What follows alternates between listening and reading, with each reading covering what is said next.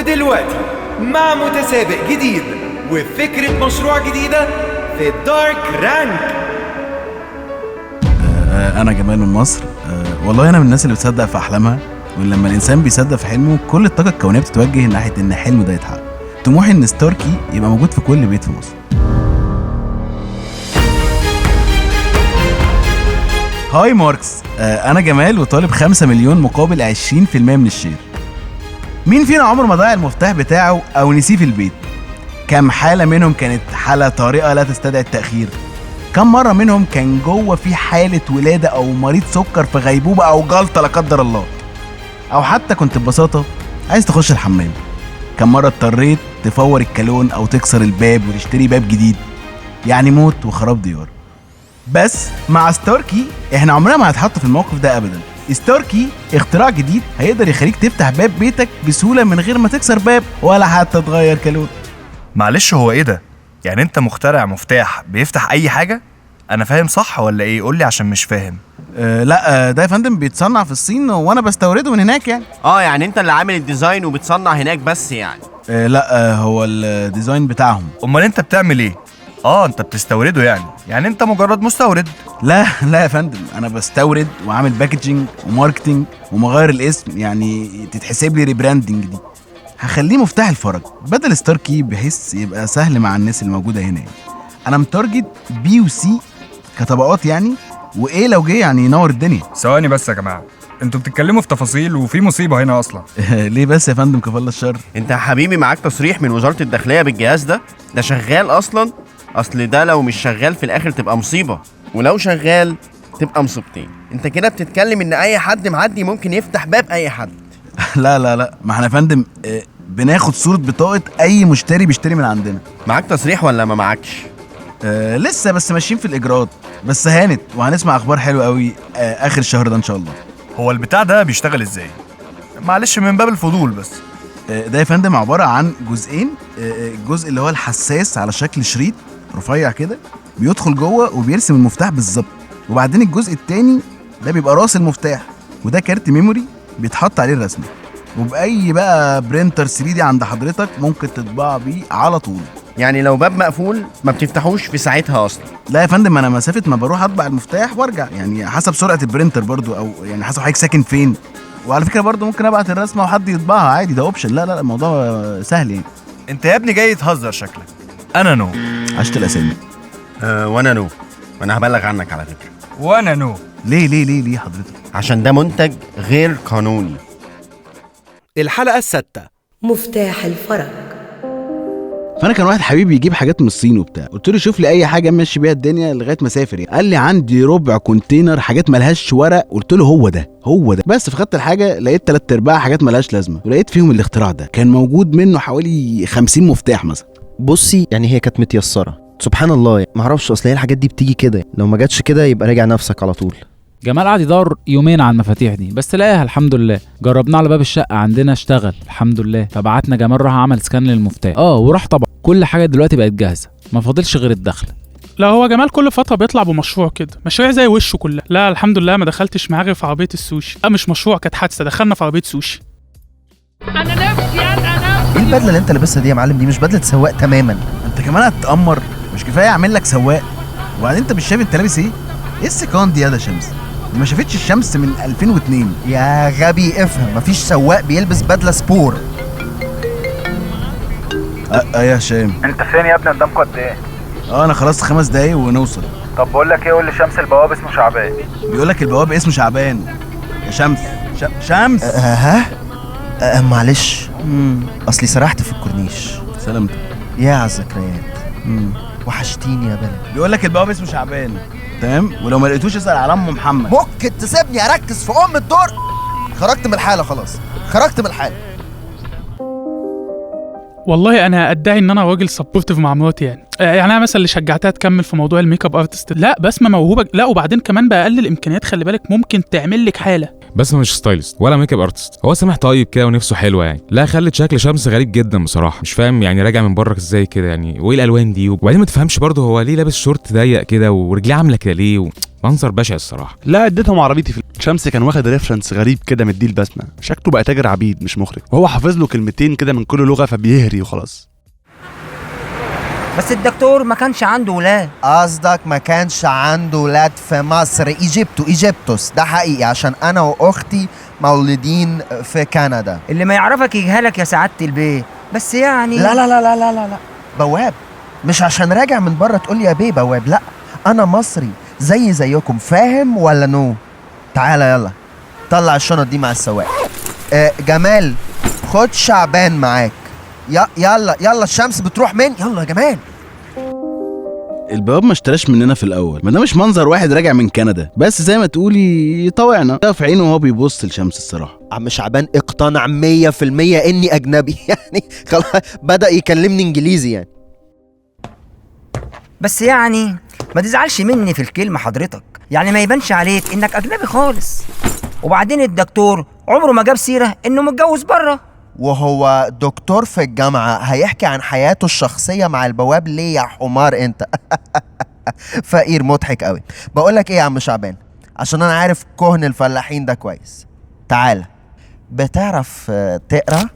امال يا سعادة البيه. طب اقرا الاسم اللي في الباسبور ده كده. شمس احمد صلاح نور الدين، الديانة مسلم، المهنة بس خلاص اقرا اليافطة كده بقى يا راجل يا طيب. الدكتور احمد صلاح نور الدين، عدم المؤاخذة يا شمس بيه، ده الوالد كان صاحب افضل علينا والله. حمد لله على السلامة يا ميت اهلا وسهلا، ده البيت نور والله. عارف حبيبي، افتح يا جمال وشوف لي يا شعبان حد ينظف البيت. ها ماشي، اديني ساعة زمن وانا هخلي البيت تعبير تخلي البيت فلة. اتفضل خد اتفضل.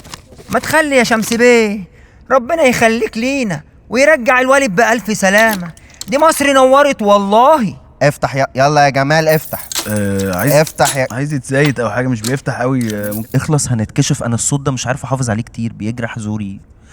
اخلص يا جمال. انا معايا المفتاح يا سعادة البيه. لو مش لازمك لازماني، لو مش عاجبك عجباني، احنا ولاد ناس بس الاحداث تبقى ولاد كائن تاني.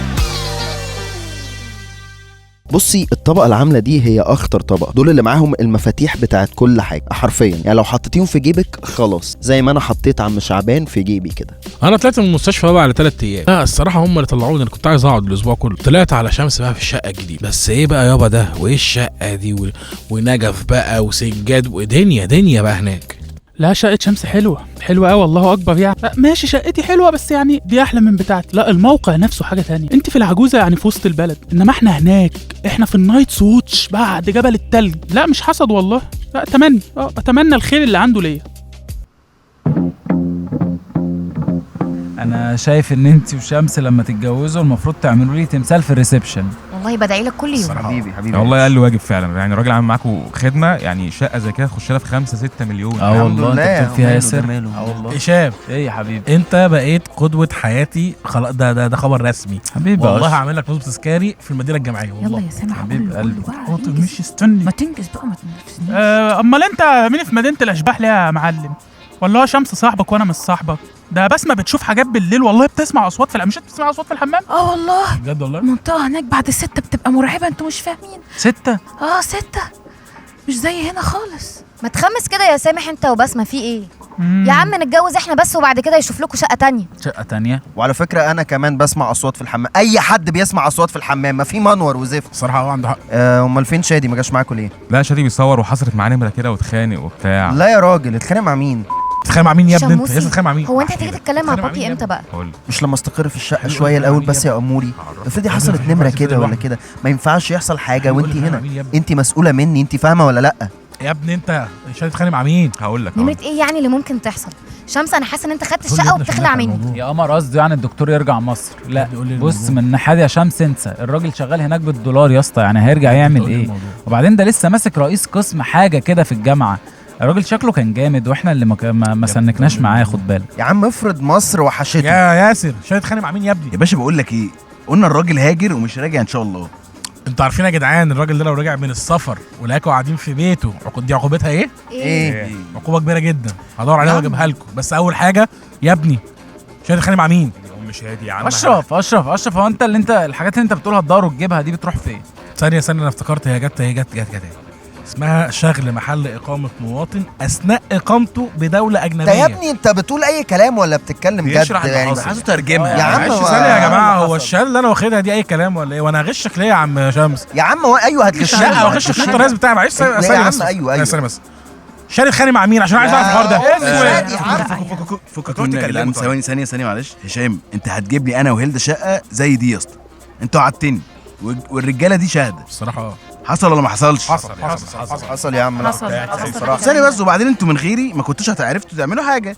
انا اللي عامل اليافطة وانا اللي فاتح الباب، يعني لو بعت لي ربنا المفروض اخد الشقة دي الصراحة. صح لا طبعا. انا عملت كل حاجه قبلها. انا عملت كل حاجة. خدوا المفاجأة دي، مش هو اللي فتح الباب. لا وانا حسبته على اليافطة اصلا يعني. ايه ايوه امال مين اللي فتح الباب؟ لا ده حوار. دي قصة انا كنت ساكت بس. مين اللي ضرب شادي بقى طيب كده؟ يا عم نيل على شادي. يا عم جمال احنا لسه ما كملناش يومين في الشقة دي، ما تهدى شوية يا اسطى. وبعدين انت مش كنت مهاجر اخر الشهر؟ برضه هيقول لي مهاجر، ما قلت لك عايز يبقى لي جدر هنا في مصر. يا عم بقى الجدر ده انا مش مطمن لك الصراحة. الصراحة الموضوع افور يعني. وانا الصراحه كده يا هشام انا عاوز اغير الشقه. انا عاوز شقه زي بتاعت شمس. خلاص بقى، خلاص حليت. شقة شمس زغللت عين الناس جامد، والشيطان دخل ما بينهم بقى. ماشي. لا ثانية لا يا جماعة خلاص. يا عم يا حبيبي لا، ما انا مش علي بابا. لا ما تقولش كده على علي بابا. ما تهدى يا عم منك ليه يا جدعان؟ اهدوا شويه يا جدعان بعد اذنكم يا جدعان. مفيش شقه تاني خلاص كده، شويه كده نهدى بقى. انتوا مش واخدين بالكم ان احنا عاملين جريمه وعاملين نتكلم عادي كده؟ جريمتين في شهر وبنفكر في الثالثه. يا جدعان ده هنبقى عصابه خلاص يعني؟ يا اسطى انت بتيجي تفتكر حاجات غريبة في اوقات غريبة.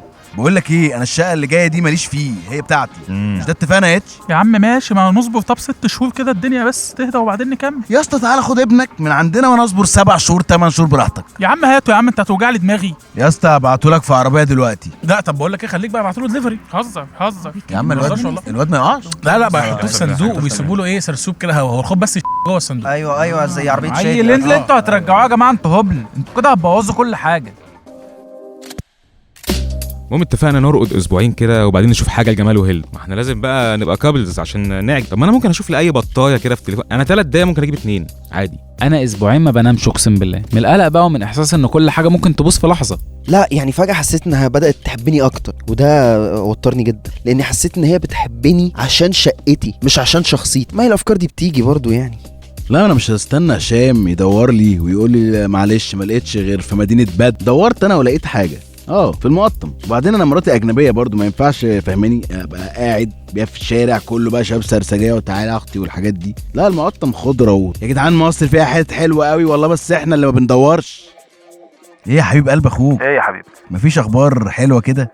لا والله مفيش. طمني عليك بالله عليك، انت عامل ايه؟ انا كويس الحمد لله. طب بقول لك ايه، انا لقيت كام حاجه في المقطم على فكره، بس سايبك تتكتك براحتك بقى، مش عايز ازعجك يعني. جمال انت كلت دماغ اهلي، بكلمك جد والله. ده انا بكلم اخويا. وبعدين بقول لك ايه، ده انا بدور معاك عشان اسهلها عليك. الحق عليا يا عم. اقول لك على حاجه، خلصني واخلص من زني يا اسطى. ماشي. خلص لي قصه الشقه دي واقسم بالله ما هتسمع لي صوت تاني. انت فين دلوقتي طيب؟